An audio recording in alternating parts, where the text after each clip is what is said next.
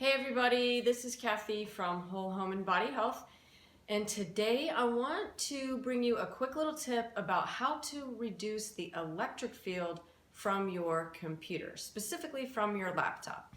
So this is an issue that I deal with pretty much all the time. Every time I'm doing an assessment in someone's home, we can mitigate the radio frequency from their Wi-Fi by hardwiring. We can eliminate smart speakers and Bluetooth and all of these radio frequency devices.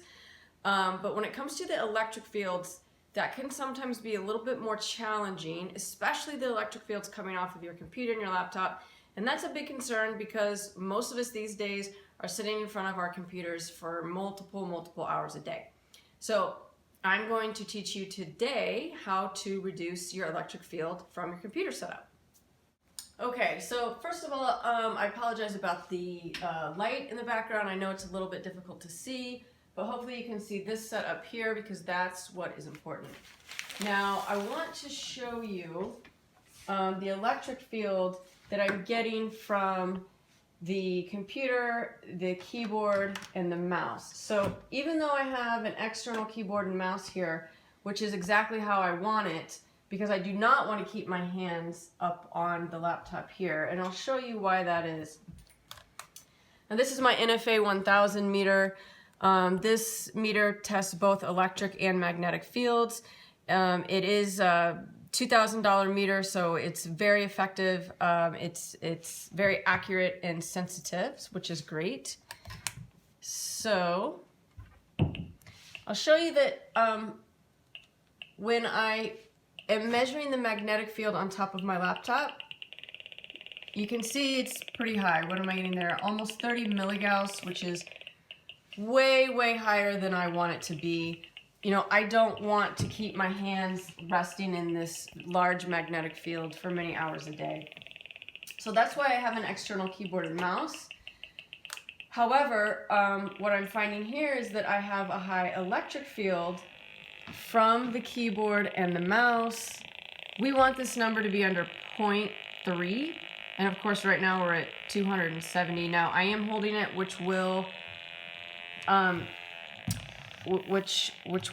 distort the reading a bit because it's picking up my electric field. So if I leave it just like that, you can probably not see that reading very well, but it's about 180 volts per meter. Again, we want that number under 0.3. Now, if I was to disconnect the keyboard and the mouse, you can see that that number goes down significantly. That's about 40 volts per meter now, which is probably the peripheral that I'm getting off of the computer itself. So what I want is as low of a field as possible. So if I'm back at this distance when I'm using the computer, I don't want this large electric field from the keyboard and mouse. So how do I solve that? There's various ways that you can try to ground your computer and your keyboard. And this computer is actually grounded because I have a 3-pronged cord plugged into the power supply here. So it is already grounded, so trying to ground it further probably isn't going to help. So this is what I did. I actually got a package in the mail today, and so we're going to go ahead and test that out. This, my friends, is a keyboard, a wireless keyboard, no Bluetooth, so it does not have radio frequency, but it works via infrared. So we are going to hook this up and test it to see what kind of readings we get from this infrared keyboard instead of the wired keyboard.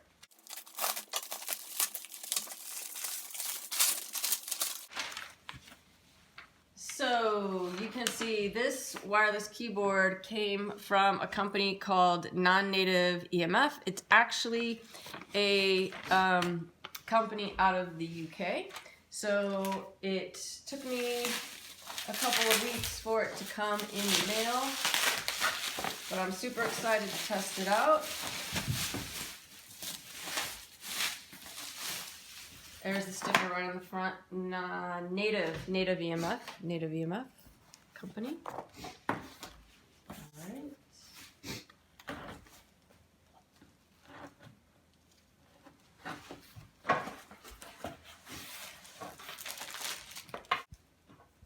some AA batteries, looks like. And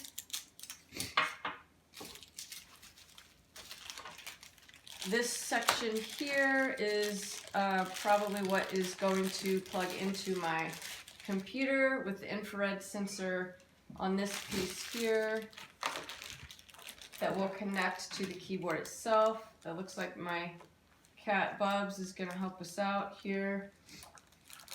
You gonna help us, Bubs? Here you go, buddy. Okay. And then here we have the keyboard itself. Nice looking keyboard. So here is probably where the infrared sensor is in here, which is going to connect to the infrared piece here. And this is the mouse tracking ball. So we will get this set up. Should be pretty simple to figure out though. So there's batteries, so let's figure out where the batteries go. Looks like they go right here. So we'll go ahead and put those in. Hold on, make sure I'm putting that in the right direction. Yep.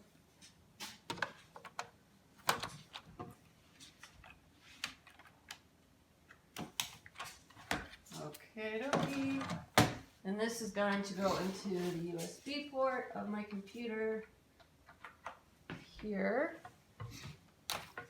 Now a red light came on. I'd say that's a good sign. It's telling me that the power is on.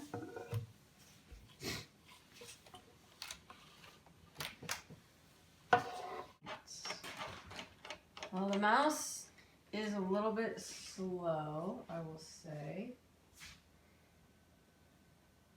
But we'll try to type. Oh yeah, look at that. Here I am typing on my new keyboard. Cool, great. Well, that works really well. Awesome. So now let's test the electric fields again and see what we've got. So I was getting 140, 150 from the keyboard before. And right here, I've got about 35. If I bring the keyboard, does not look like it is increasing. Now the peripheral that I have here could be from multiple things. Could be from the wiring in the walls, which is likely. Could be from this Ethernet cord. Again, the computer itself, which is highly likely, as we can see that number gets quite a bit higher. But what I am noticing is as I bring the keyboard closer, I'm not getting any elevated field. So this is fantastic. So this means that I can use this keyboard, and it's a remote keyboard, which is cool for those of us that want remote. And I am reducing my electric fields quite a bit. Let's just double check that it has no magnetic fields on it.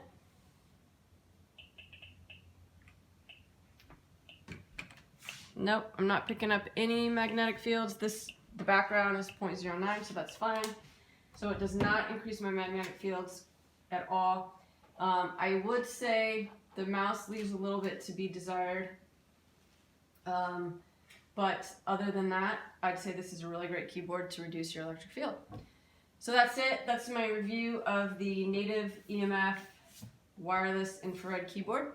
I hope you found that helpful. And if you've got any questions about that, of course, leave it below. I do have a discount code to this keyboard. I will leave that below as well. And any questions you've got, let me know so I can answer those for you. Please be sure to subscribe to my channel so that you are updated when I put new videos out, and that helps me significantly to get the word out to other people. So thanks so much, everybody, for watching, and we'll see you next time. Bye.